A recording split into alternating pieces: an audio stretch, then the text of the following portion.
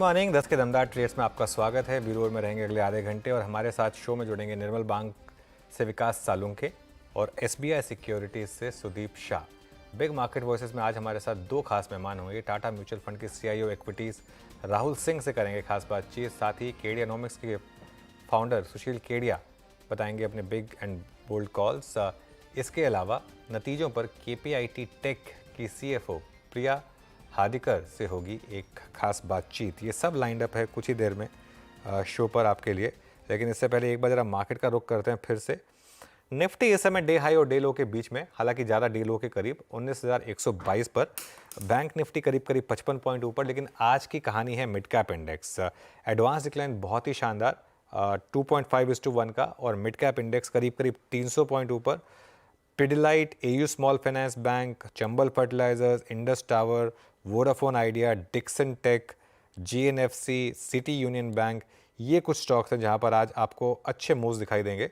Down side पर siemens करीब 3-3.5% नीचे, सन फार्मा, मैरिको और ओएनजीसी। वीरू जी हाँ, तो ये आपने अब तक अनुज के द्वारा बाजार की अब तक की समरी को समझा। आइए कुछ कॉल्स को फटाफट, क्योंकि इस क्रम में आज के कार्यक्रम में बहुत लोग हैं, मैं कॉल्स लेता हूँ। विकास सालुंके हमारे से जुड़ चुके हैं और सुदीप शाह। आप दोनों को नमस्कार, कार्यक्रम में स्वागत है आप सभी का। Sudeep, good morning. आपके दो ट्रेड्स आज के। Good morning Veeru. मेरा पहला ट्रेड है एमसीएक्स। हमने एमसीएक्स में देखा था कि पिछले कुछ दिनों में काफी आउट परफॉर्मेंस स्टॉक ने दिखाया है और स्टॉक लगातार एक हायर ट्रेजेक्टरी में जा रहा है। और मार्केट में जहाँ पे करेक्शन हो रहा है वहीं पे ये स्टॉक में हर एक लोअर लेवल्स पे डिप्स पे बाइंग हो रही है। और इतना स्ट्रेंथ है ये स्टॉक में कि अपने 20 दिन का जो एक्सपोनेंशियल मूविंग एवरेज है ये भी स्टॉक ने मेरे ख्याल से पिछले 2-2.5 महीने से तोड़ा नहीं है। तो यहाँ पे करंट भाव से भी मुझे लग रहा है यहाँ पे ये स्टॉक में एक अच्छा अपमूव आ सकता है। 2260 के स्टॉप लॉस से 2400 का टारगेट हम एमसीएक्स में देख सकते हैं। और दूसरा भी मिड कैप ही है, क्योंकि आज मिड कैप में थोड़ी ज्यादा स्ट्रेंथ दिख रही है। तो दूसरा स्टॉक है ट्रेंट लिमिटेड। स्टॉक में एक बढ़िया अपमूव हमने पिछले 6-7 महीने में देखा था, 1400 से लेके 2150 तक। उसके बाद स्टॉक एक कंसोलिडेशन में चला गया था पिछले 2-2.5 महीने से। और ये मार्केट में जब करेक्शन भी आया था ये 1000 पॉइंट का निफ्टी में, वहां पे भी स्टॉक में कोई बड़ा हमने कट नहीं देखा था। और फिर से पिछले 2-3 दिन से हम देख रहे हैं कि स्टॉक में 20 दिन के एक्सपोनेंशियल मूविंग एवरेज के ऊपर आके स्टॉक अब सस्टेन कर रहा है। डेली, वीकली, मंथली सारे टाइम फ्रेम पे स्टॉक स्ट्रॉन्ग है और मुझे लग रहा है करंट मौजूदा भाव से ये लिया जा सकता है। 2110 के स्टॉप लॉस से 2210 के टारगेट के लिए ट्रेंड लिमिटेड बाय किया जा सकता है। ये ट्रेंड लिमिटेड बाय किया जा सकता है। ये हो गई इस समय की कॉल। चलिए अब विकास जुड़ गए हमारे साथ। विकास जी, गुड मॉर्निंग। आपकी ट्रेड्स। देखो, ओवरऑल मार्केट यहाँ पे थोड़ा सा साइडवाइज रह सकता है, थोड़ा सा यहाँ पे मोमेंटम देखने नहीं मिलेगा, लेकिन स्टॉक स्पेसिफिक एक अच्छा मूव यहाँ पे देखने मिलेगा। मेरा पहला बाय कॉल रहेगा डाबर। डाबर में हमने देखा है कि लास्ट कुछ दिनों में जो सेल ऑफ देखने मिला था अभी ओवर सोल्ड जोन में जा चुका है और वहां से एक पॉजिटिव क्रॉस ओवर देखने मिल रहा है डेली चार्ट पे। तो डाबर यहाँ पे बाय करना है। 524 के ऊपर ये ट्रेड करते हुए देखने मिल रहा है। ऊपर में जो टारगेट यहाँ पे निकल के आ रहे हैं 542 के आसपास के टारगेट यहाँ पे डाबर में आते हुए देखने मिलेंगे। नीचे में 516 के आसपास का एक स्टॉप लॉस यहाँ देंगे जो आज के डे लो के आसपास का है। तो डे लो के स्टॉप लॉस में डाबर में बाय करना है। दूसरा मेरा रहेगा गोदरेज प्रॉपर्टी। गोदरेज प्रॉपर्टी अभी भी एक अच्छा कैंडिडेट यहाँ पे देखने मिलेगा। लास्ट 2 दिन में हमने जिस हिसाब से एक अच्छा बाउंस, एक मूव देखने मिला है, पुल बैक रैली, वो कंटिन्यू करते हुए देखने मिलेगा। ऊपर में जो टारगेट गोदरेज प्रॉपर्टी में निकल के आ रहे हैं वो 1730 के आसपास के है और नीचे में जो स्टॉप लॉस रिकमेंड करूंगा 1630 का।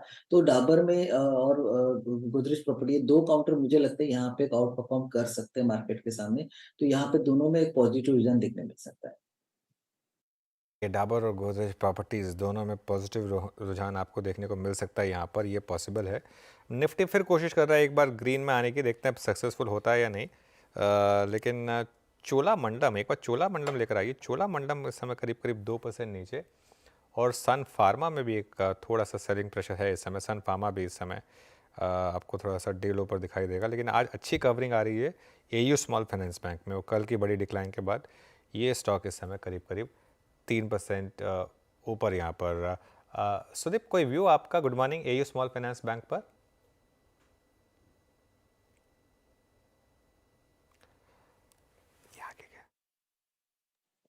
अच्छा सुदीप जी अनुज, अनुज एयू स्मॉल फाइनेंस को अगर हम देखें तो जो कल के सेशन में एक बड़ा कट आया था स्टॉक में, तो उसके बाद स्टॉक ने अपने जो शॉर्ट टर्म मूविंग एवरेजेस थे उसके भी नीचे था, और 200 दिन के मूविंग एवरेज के नीचे स्टॉक फिसल गया था कल के कट के बाद। और आज जो ये अटेम्प्ट कर रहा है स्टॉक रिबाउंड करने का 660 663 लेवल्स से, अभी मुझे लग रहा है कि हमें फिर भी कॉशियस रहना चाहिए, क्योंकि 690 695 जो कि स्टॉक का 200 डीएमए है, इसके ऊपर जब तक ये स्टॉक सस्टेन नहीं करता या क्रॉस होके एक आध दिन का क्लोज नहीं देता है, तब तक ये ओवरऑल ट्रेंड नेगेटिव ही रहेगा। और अगर लंबे टाइम फ्रेम के चार्ट पे यदि देखें, तो यहाँ पे lower top lower bottom formation भी हमें यहाँ पे नजर आ रही है, और स्टॉक काफी अंडर परफॉर्म कर रहा है बैंक निफ्टी से भी।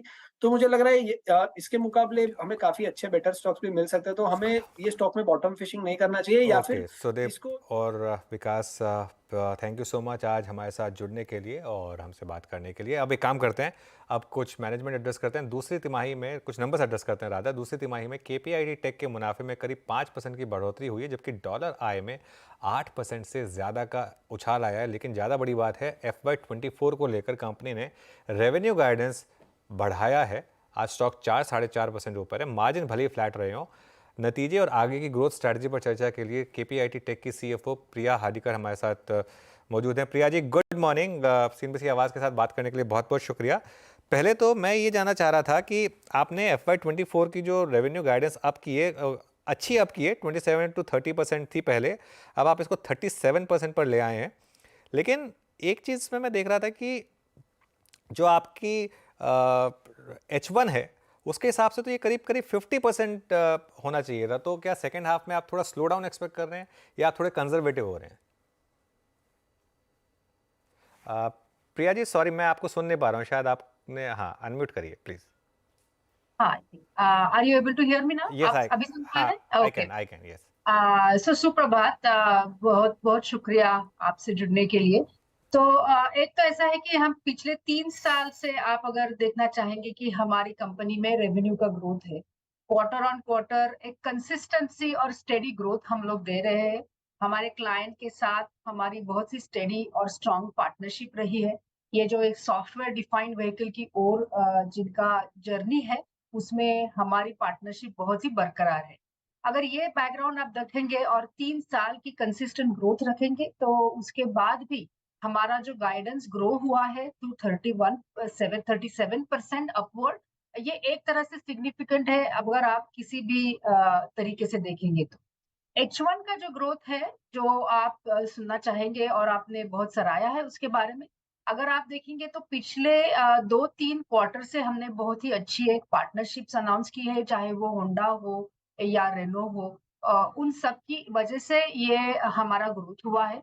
बट हमारा ट्रेजेक्टरी जो है वो बरकरार है, हमारी पाइपलाइन स्ट्रांग है।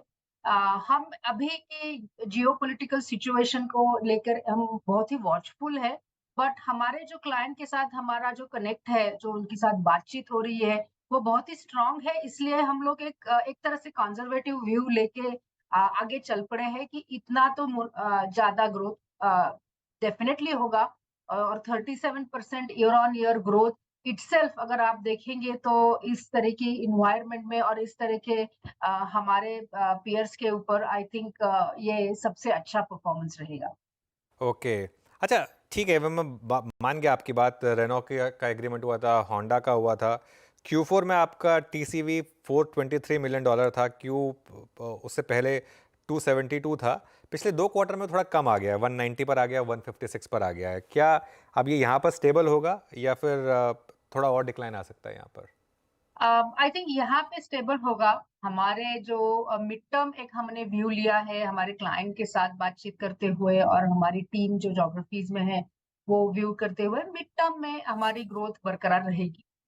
इसी वजह से हमने बोला है कि ईयर ऑन ईयर ग्रोथ जो है वो 37% प्लस होगी। मार्जिन्स का भी हमने बात किया है कि वो भी गाइडेंस हमने बढ़ाया है, दैट वो अभी 20% इबिटा पे बरकरार रहेंगे। पिछली बार हमने बातचीत आपसे की थी कि हमारा जो मार्जिन है, जिसमें हमारी जो एक तरह की इन्वेस्टमेंट होती है अगले टेक्नोलॉजी लेड ग्रोथ के लिए, वो इन्वेस्टमेंट भी हमारी जारी रहती है। इसलिए हमारे जो मार्जिन्स है वो बरकरार है। और एक और बात मैं आपसे कहना चाहूंगी कि ये जो क्वार्टर है वहां पे हमारी वेज हाइक्स होती है। 1 July is our yearly increment cycle, और ये मार्जिन हमने बरकरार रखा है despite of wage hikes. So एक तरह से ये itself is a significant milestone. Revenue growth और ऑपरेशनल एफिशिएंसीज के वजह से हमने ये पूरा का पूरा इंक्रीमेंट का इम्पैक्ट अब्सॉर्ब किया है in our financial performance. Okay exactly वही चीज़ एडमायर करने वाली है भी प्रिया जी कि आप मतलब इस क्वार्टर में आपने 20% के मार्जिन्स जो कि मेरे ख्याल से Q4 FY22 के बाद के सबसे स्ट्रॉन्गेस्ट मार्जिन है कंसिडरिंग द फैक्ट कि 250 बेसिस पॉइंट का वेज हाइक भी है. तो ये फुल ईयर के मैम एग्जैक्टली जब आप FY24 को एग्जिट करेंगे वहाँ तक मार्जिन्स की ट्रेजेक्ट्री क्या रहेगी आपके अनुमान के मुताबिक अगर इतने स्ट्रॉन्ग वेज हाइक के बाद भी ये करीब 20% की रेंज में रहे तो? Yes, so we will be 20% plus से हमने ऑलरेडी गाइडेंस दिया है EBITDA मार्जिन का इस साल के लिए. तो हमारा प्रॉफिटेबिलिटी का फोकस है वो बरकरार रहेगा. हमारा जो इंटरनल एक तरह का फोकस होता है ऑन ऑपरेशनल एफिशिएंसी ड्राइव करने का और प्रॉफिटेबिलिटी ड्राइव करने के बाद एक नेट रियलाइजेशन इंप्रूवमेंट का एक प्रोजेक्ट है जो बरकरार रहेगा. तो इसी वजह से डिस्पाइट जैसे मैंने बोला कि हम अभी इन्वेस्ट भी करते हैं फ्यूचर टेक्नोलॉजी में क्योंकि ये नए नए ट्रांसफॉर्मेटरी प्रोजेक्ट्स भी हमारे पास आ रहे हैं. उसी को अब्सॉर्ब करने के बाद ये 20% का मार्जिन हमारा ऐसा गाइडेंस है. ऑलराइट प्रिया जी, बहुत बहुत शुक्रिया आपका हमारे साथ जुड़ने के लिए और इतने अच्छे से नंबर्स एक्सप्लेन करने के लिए. आपको ऑल द बेस्ट अगले कुछ क्वार्टर्स के लिए. Thank you. चलिए अब बिग मार्केट वॉइसेस में हमारे साथ हैं टाटा म्यूचुअल फंड के CIO इक्विटीज़ राहुल सिंह, जिनके पास इन्वेस्टिंग में 26 वर्षों से ज़्यादा का अनुभव है. राहुल फंड मैनेजमेंट और रिसर्च टीम को लीड करते हैं. आइए उनसे समझते हैं कि इस उतार चढ़ाव भरे माहौल में वो किस तरह से एसेट एलोकेशन कर रहे हैं. राहुल जी, गुड मॉर्निंग, बहुत बहुत शुक्रिया. एक वन वे रैली के बाद मार्केट में फाइनली थोड़ा कंसोलिडेशन, थोड़ी वॉलेटिलिटी शायद होना भी चाहिए. मार्केट में वन वे चीज़ें चलनी नहीं चाहिए. किस तरीके से आप इस फेज़ को अब अप्रोच कर रहे हैं कंसिडरिंग आपके पास पैसा लगातार आ ही रहा होगा? सुप्रभात. आई थिंक अब जो मार्केट है उसमें वैल्यूएशंस इम्पॉर्टेंट तो थी और होती जा रही हैं और ये थोड़ा अब स्टॉक स्पेसिफिक मार्केट हो गया है. कुछ स्टॉक्स जहाँ पे हमें फंडामेंटल्स अभी भी ठीक दिख रही हैं हम वहीं पे करेक्शन पे ऐड कर रहे हैं. और दूसरी बात यह है कि जो लार्ज कैप का जो स्पेस है उसकी जो वैल्यूएशन है वो मिड कैप और स्मॉल कैप के मुकाबले थोड़ी सी ज़्यादा रीज़नेबल लग रही है. तो थोड़ा हमने लार्ज कैप की तरफ अपना झुकाव बढ़ाया है सितंबर अक्टूबर में. बट ये सब मार्जिनल चेंजेस हैं क्योंकि ओवरऑल जो मार्केट हमें दिख रही है हालांकि जियोपॉलिटिकल रिस्क है, क्रूड प्राइस का रिस्क अभी काफ़ी बना हुआ है और इंटरेस्ट रेट्स भी US में 1% बढ़ गई हैं पिछले 3-4 महीने में. तो वो रिस्क, ग्लोबल रिस्क तो बने हुए हैं लेकिन जिस तरीके का इकोनॉमिक इन्वायरमेंट है अभी इंडिया में मैन्युफैक्चरिंग और रियल एस्टेट और इन्वेस्टमेंट साइकिल रिवाइवल के प्रति उसमें आई थिंक जो ओवरऑल मार्केट की जो ब्रेड्थ है वो वाइड ही रहेगी.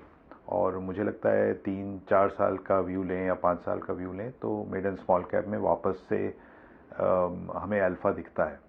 तो बीच बीच में ये कि होता है जैसा आपने बोला कि वन वे रैली होती है फिर थोड़ा कंसोलिडेशन फेज़ होता है. आई थिंक वो कंसोलिडेशन फेज़ पीरियोडिकली होता रहे तो बहुत अच्छा है क्योंकि वन वे रैली के बाद ये ना हो जाए कि हम एक बबल जैसा फॉर्म हो जाए. तो एक तरीके से कंसोलिडेशन हेल्दी मानूंगा मैं. राहुल जी, एक व्यू जो एक चीज़ जो मार्केट को परेशान कर रही है कि लार्ज कैप प्राइवेट बैंक्स चल नहीं रहे हैं. क्या परेशान कर रहा है उनको? नंबर्स में ऐसा कुछ है क्या जो या सिर्फ ये एक नेट इंटरेस्ट मार्जिन का कंप्रेशन है जो इनको तंग कर रहा है, कुछ और? आपका क्या व्यू होगा? नहीं, आई थिंक इसमें थोड़ी ओवर ओनरशिप भी है और ओवर ओनरशिप डोमेस्टिक से ज़्यादा FIIs में ज़्यादा ओवर ओनरशिप है. और वहाँ पे अभी जिस तरीके से इंटरेस्ट रेट्स बढ़ी हैं US में उसकी वजह से जो रिडेम्पशंस आ रहे होंगे इमर्जिंग मार्केट फंड्स में, इमर्जिंग मार्केट्स में एलोकेशंस कम हो रही होंगी, उसका फ़र्क इंडिया पे भी पड़ता है. और अगर ये ओवर ओन स्टॉक्स हैं FIIs के पोर्टफोलियोज़ में तो उसका कहीं ना कहीं हमें जो है उसका इफ़ेक्ट जो है महसूस हो रहा है. और ये जब तक रहेगा तब तक ये वैल्यूएशन पे खींचातानी रहेगी लार्ज कैप बैंक्स में। बट फंडामेंटल में अगर मैं देखूं तो एक दौर ये था जिसमें कि mid and small cap banks ने बहुत अच्छा किया। अब जो है वहाँ रिस्क बढ़ रहे हैं, वैल्यूएशंस भी बढ़ गई हैं, रिस्क भी बढ़ रहे हैं अनसिक्योर्ड लेंडिंग वगैरह में। तो मेरा मानना यह है कि फंडामेंटल तरीके से अगर देखा जाए तो लार्ज कैप बैंक्स ज़्यादा रीजनेबल लग रहे हैं आज के दिन में, और रिस्क भी काफ़ी कम है उसमें compare to mid and small caps. So दोनों तरीके से अगर मैं एक साल का व्यू लूँ तो मुझे लगता है कि लार्ज कैप बैंक्स वापस से आउट परफॉर्म कर सकते हैं mid and small cap banks को।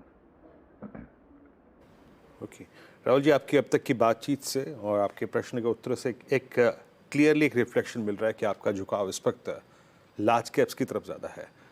सर, अभी आप जब इस कार्यक्रम में हमें ज्वाइन कर रहे थे उससे पहले हम एक मिड कैप आईटी कंपनी से बात कर रहे थे। नंबर्स बहुत स्ट्रॉन्ग थे, मार्जिन्स की ट्रेजेक्टरी, कॉन्फिडेंस उनका मार्जिन्स को मेंटेन करने का बहुत था।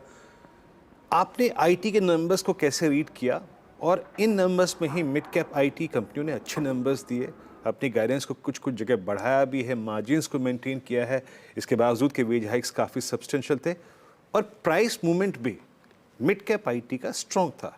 आप इस पूरे सेक्टर पे और मिड कैप आईटी पे क्या व्यू रखते हैं इस वक्त? तो जैसा मैंने बोला, अभी सेक्टर को पूरे एक तरीके से देखने के बजाय हम स्टॉक स्पेसिफिक ज़्यादा देख रहे हैं। और आपकी बात बिल्कुल सही है कि मिड कैप आईटी में हमें अभी भी कुछ ऐसी कंपनीज मिल रही हैं या दिख रही हैं जहां पे ग्रोथ उस तरीके से इम्पैक्टेड नहीं है ग्लोबल स्लोडाउन से। अपनी अपनी जर्नी होती है हर कंपनी की, और mid and small cap IT companies की अपनी एक अलग जर्नी होती है। किसी में लीडरशिप चेंज हो रहा है, किसी में प्रोडक्ट्स ऐसे हैं जो मार्केट शेयर ले रहे हैं या सर्विसेज ऐसी हैं जो मार्केट शेयर ले रही हैं। तो उस टाइप के आइडियाज़ हम अभी भी इंटरटेन कर रहे हैं। हालांकि ओवरऑल आईटी सेक्टर पे हमारा आउटलुक इतना रोज़ी नहीं है, लेकिन बॉटम अप बेसिस पे जो जैसा मैंने पहले भी बोला कि ये मार्केट अब थोड़ा बॉटम अप हो गया है और स्टॉक स्पेसिफिक हो गया है। तो हमें पूरे के पूरे सारे स्टॉक्स को पूरे सेक्टर के एक ही पेंट से हम उसको एक ही ब्रश से पेंट नहीं कर सकते हैं। और उस हिसाब से मिड कैप आईटी में अभी भी कुछ ऐसी कंपनीज हैं जो ये सारे ग्रोथ स्लोडाउन को बीट कर पा रही हैं और कन्विंसिंगली बीट कर पा रही हैं। सो उन पे हमारा ध्यान रहेगा, और जो कि होना भी चाहिए, बिकॉज अल्टीमेटली अल्फा वहीं से क्रिएट होगी। ओके, अच्छा राहुल सर, एक चीज़ और, वो स्पेस जो कि अब पोस्ट कोविड एक बहुत अच्छे दौर से गुजरे, उसमें केमिकल था, प्राइसिंग पावर इनके पास थी, इन्होंने कैपेसिटी एक्सपेंड करी केमिकल स्पेस में। अब प्राइसिंग पावर आपके हाथ में नहीं है, डिमांड इतनी स्ट्रॉन्ग नहीं है। आप ऑलरेडी अगर आप देखें हाई कैपेसिटीज पे ऐड कर रहे थे। कुछ कंपनियों ने तो आज से 2-3 क्वार्टर पहले बहुत मेगा, आई थिंक, जो जिसे कहते हैं ना इन्वेस्टमेंट प्लान्स, एक्सपेंशन प्लान्स की टिप्पणी भी की थी। अब आपको कोई वजह नज़र आ रही है इन लेवल्स पे केमिकल्स में एंटर करने का, या फिर आप इसको अवॉइड कैटेगरी में रखेंगे इस वक्त? केमिकल्स में देखिए बहुत ग्लोबली बहुत डीस्टॉकिंग चल रही है, और चाइना जिस तरीके से केमिकल मार्केट में वापस से फ्लडिंग कर रहा है, या एक तरीके से ओवर सप्लाई की सिनेरियो जो बन गई है, वो अभी मुझे लगता है कुछ दिन और चलेगी, कुछ क्वार्टर्स और चल सकती है। कुछ ग्लोबल कंपनीज की भी गाइडेंस एग्रोकेमिकल्स में इतनी अच्छी नहीं आई है। सो कहीं ना कहीं एक ग्लोबल जो माहौल है ऑफ प्राइस डिक्लाइंस, इन्वेंट्री डीस्टॉकिंग, वो अभी भी वो कब जाके ख़त्म होगा, ये हमें लग रहा था कि दिसंबर तक ख़त्म हो जाएगा, बट हो सकता है ये एक क्वार्टर और चले। सो कंपनीज ऑब्वियसली, कुछ कंपनीज इंडिया में काफ़ी स्ट्रॉन्ग है और काफ़ी अच्छा काम कर रही हैं केमिकल स्पेस में या क्रैम स्पेस में। तो ये कंपनीज में ये अपॉर्चुनिटी है अगले 3-6 महीने में, अगर ये कंपनीज करेक्ट होती हैं रिजल्ट्स या परफॉर्मेंस की वजह से, तो ये एक अपॉर्चुनिटी क्रिएट कर सकता है हमें लॉन्ग टर्म इन्वेस्टिंग के हिसाब से। बट शॉर्ट टर्म में अभी भी जो है थोड़ी अनसर्टन पीरियड से ये सेक्टर अभी भी गुजर रहा है। राहुल जी, बहुत बहुत शुक्रिया आज हमारे साथ जुड़ने के लिए और हमसे बात करने के लिए। एक छोटा सा ब्रेक लेंगे और उसके बाद लौटेंगे। सुशील केडिया जुड़ेंगे हमारे साथ।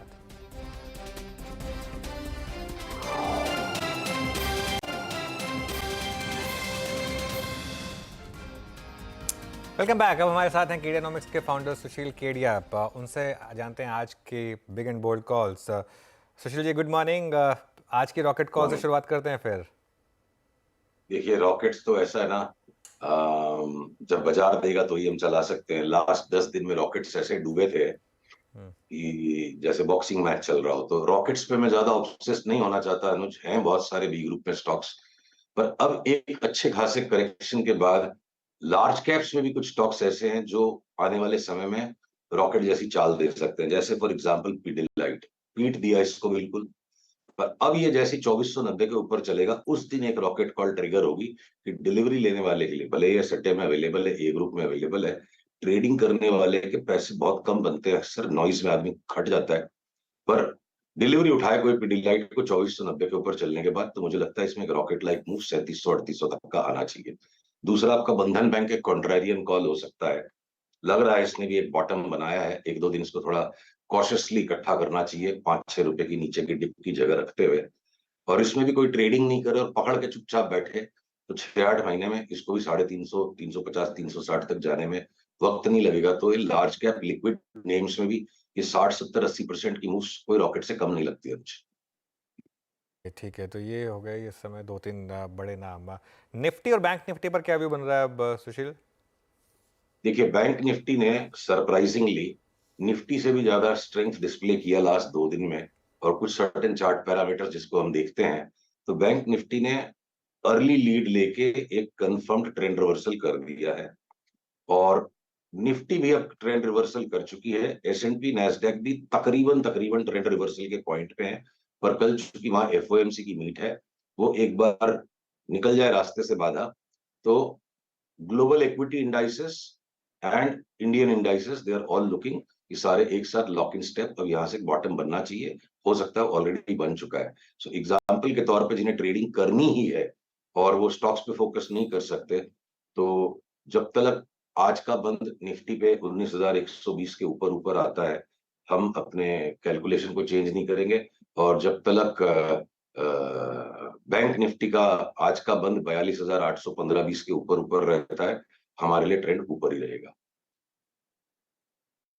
ओके, जब सुशील जी आप ये कहते हैं कि बैंक निफ्टी आपको थोड़ा अच्छा लग रहा है, इस वक्त स्टेबल लग रहा है, और यहाँ से अगर इसको अपसाइड तय करना है तो आपके अनुमान के मुताबिक कौन कौन से स्टॉक फ्यूचर्स सबसे ज़्यादा कंट्रीब्यूट करेंगे? अगर मैं इंडेक्स पे ना कॉल लेकर एक बैंकिंग स्टॉक फ्यूचर पे कॉल लेना चाहूँ तो वो आपके अनुमान से क्या होगी? देखिए मुझे लगता है कि एसबीआई, आईसीआईसीआई और एचडीएफसी रह जाएंगे थोड़े लगाड़, और लीड ले लेगा आपका एक्सिस बैंक, कुछ हद तक इंडसइंड बैंक, और कोटक महिंद्रा जिसकी एक बड़ी सिजलिंग रैली पूरे पूरे 1 महीने से ज्यादा पोस्टपोन्ड हो चुकी है, तो 2-4-5% इन स्टॉक्स में ज्यादा बढ़ जाएगा। और एचडीएफसी बैंक भी मौके पे आपका 10% बढ़ जाएगा। पिछले सप्ताह अनुज ने जब पूछा था एचडीएफसी बैंक पर, मैं थोड़ा एक्सट्रीम शब्दों का इस्तेमाल कर गया था, तो मैंने नोटिस किया था बड़ी सरकास्टिक स्माइल थी अनुज के चेहरे पे। तो 10-1% की रिबाउंड एचडीएफसी बैंक में आना कोई भी बड़ी बात नहीं है। पर एक लॉन्ग टर्म इन्वेस्टमेंट की जो थ्योरी बनी हुई है, हर आदमी एचडीएफसी बैंक ले लेता है कि जैसे एक इन्वेस्टमेंट बनता है, वो दौर क्लियरली एचडीएफसी बैंक का चला गया।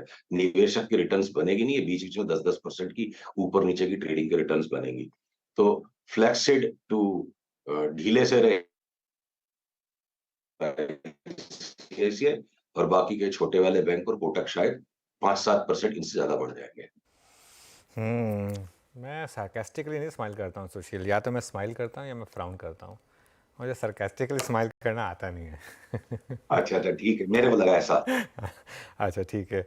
अच्छा सुशील, वो बीएससी में वो मूव आया बड़ा, आपने खैर प्रॉफिट भी बुक किया, आपने ऑन एयर बोला था कि आपने प्रॉफिट बुक कर लिया, लेकिन ये रुक ही नहीं रहा है। ऐसा क्या हो गया इसमें? देखो ऐसा है अनुज, जब आदमी राइट हो जाता है तो उसे लगता है वो स्किल्ड है, पर हकीकत ये है कि स्किल भी लक से ही काम करती है। तो जब तक चल गया लक, जितना आप लेके निकल पाए निकल गए।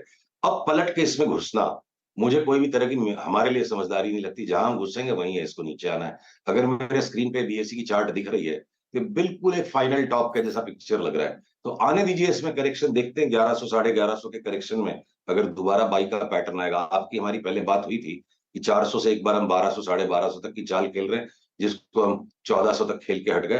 अब अगर दोबारा पुल बैक में बाई का पैटर्न मिलेगा तो देखेंगे, चढ़ के नहीं लेंगे। हो सकता है इसमें 2500 तक की भी चाल आ जाए, पर इसकी छोटी छोटी बहन जो CDSL, जिसमें BSE का भी काफी स्टेक है, वो अगर अभी तक बहुत नम्रता से चला है और इस तरह की उछल कूद जैसी BSE में है, इसमें नहीं बनी है, तो मच मोर सोबर चार्ट है कि जहां हाथ पैर टूटने के, कि आपने BSE लिया, लेते ही 300 रुपया नीचे हो जाएगा तो पसीने निकल जाएंगे। CDSL में लगता है कि वर्स्ट केस सिनारियो 100 रुपए तक की जगह कोई रख के चले और यहाँ से CDSL को डिलीवरी उठाए, तो BSE का बेटर प्रॉक्सी CDSL लगता है कि एक बार 1700-1800 की इमीडिएट चाल है, उसके बाद फिर थोड़ा विश्राम करे और ये भी शनै 2400-2500 तक जा सकता है। तो रिस्क को ध्यान में रखते हुए अब मैं BSE की बजाय CDSL को प्रेफर करूंगा। राइट होना हर रोज जरूरी नहीं है, मोटे पैसे बना के मोटे निकलना और दोबारा फंसना नहीं, तभी BSE में तो हाथ डालने में डर लगता है। CDSL रिस्क के अनुपात में बेटर चार्ट लगती है। ओके, रिलायंस पर क्या व्यू बन रहा है अब सुशील? कल एक बड़ा मूव आया रिलायंस में।